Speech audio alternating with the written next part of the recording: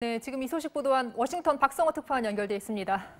미국 정부의 반응이 일단 차분한 편이네요. 이걸 어떻게 봐야 할까요?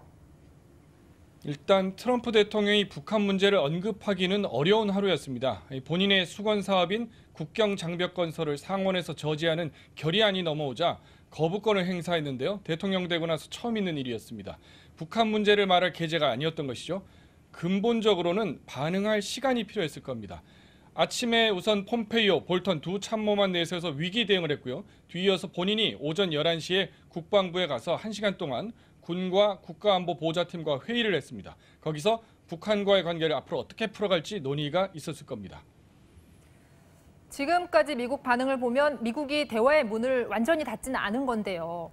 북한이 정말 협상을 중단한다면 트럼프 대통령한테도 상당히 부담이 되는 것 아닐까요? 네, 상당히 난처하게 되겠죠. 자신의 개인기로 북한발 긴장 요소를 감소시켰다 이렇게 자부를 해왔는데 북한이 미사일 시험 중단을 재고할 것처럼 나오니까 벌써부터 김정은 위원장의 구두 약속만 믿고 이게 뭐냐 이런 비판에 트럼프의 주장은 힘이 빠지고 있는 모양새입니다.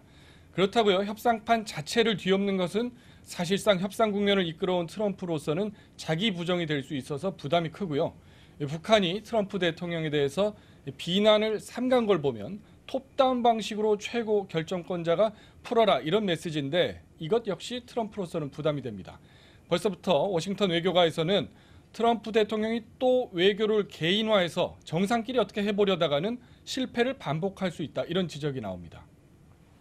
네, 워싱턴 조야에서는 트럼프의 대북 협상에 대해 그동안에도 상당히 비판적이긴 했었죠.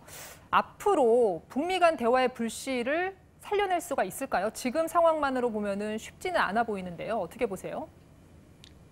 그렇죠. 북미 간 입장차가 사실상 싱가포르 정상회담 이전으로 돌아간 모양새가 됐지 않습니까?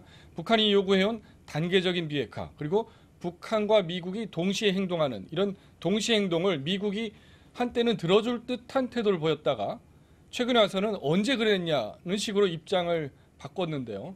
여기에 심상치 않은 외신 보도가 또 있습니다. 워싱턴 포스트는 트럼프 대통령이 북한의 핵 포기 의사가 없다는 사실을 이제 이해하게 됐다 이렇게 전했는데 대북 외교 노선을 근본적으로 고민하는 게 아닌가 하는 관측도 낳고 있습니다.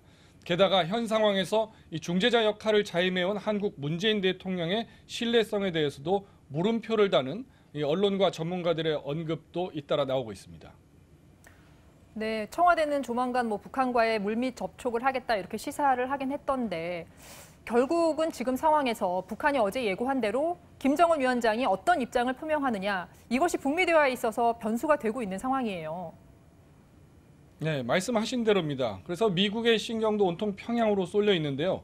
그래도 특이한 것은 북한이 어제 최선희 부상의 회견 내용을 주민들한테는 알리지 않았다는 점입니다. 주민들이 볼 수 있는 노동신문이나 조선중앙TV에는 회견 사실이 일절 보도되지 않고 있고요.